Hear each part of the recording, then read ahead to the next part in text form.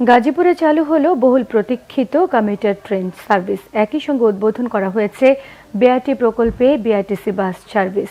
আজ প্রকল্প দুটি উদ্বোধন করেন সড়ক পরিবহন ও সেতু মন্ত্রণালয়ের উপদেষ্টা মোহাম্মদ ফাজুল কবির খান। এসব সার্ভিস চালুর মধ্য দিয়ে অফিসগামী সহ গাজীপুরবাসী উপকৃত হবে বলে মনে করছেন স্থানীয়রা। গাজীপুর থেকে মীর মোহাম্মদ ফারুকের তথ্য ছবি নিয়ে থাকছে রিপোর্ট।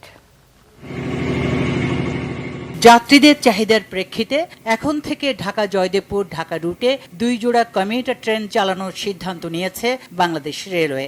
সকালে জয়দেবপুর রেলওয়ে জংশনে আনুষ্ঠানিকভাবে এই রুটে বাস সার্ভিস উদ্বোধন করা হয়। এছাড়া বিআরটি প্রকল্পটির আওতায় এয়ারপোর্ট থেকে শিববাড়ি পর্যন্ত বিদ্যমান 20.5 কিলোমিটার সড়কে বিআরটিসি বাস সার্ভিস চালু করা হয়েছে। প্রাথমিকভাবে 10টি বাস এই রুটে চলাচল করছে।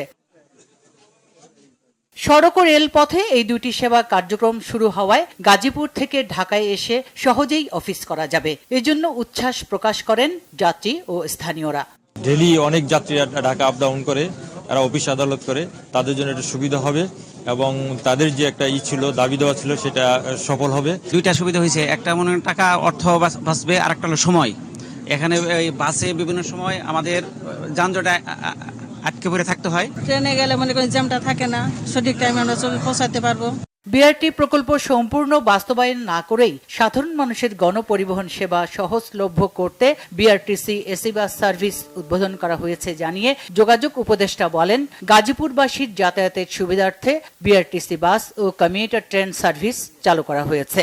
এ ধরনের আরও দুটি ট্রেন চালু করা হবে আগামী 26শে মার্চ স্বাধীনতা দিবসে।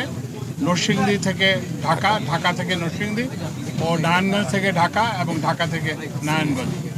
এখন আমরা গণপরিবহনের উপর জোর দিচ্ছি যাতে সাধারণ মানুষ অল্প খরচে অল্প সময়ে তাদের গন্তব্যে পৌঁছতে পারেন।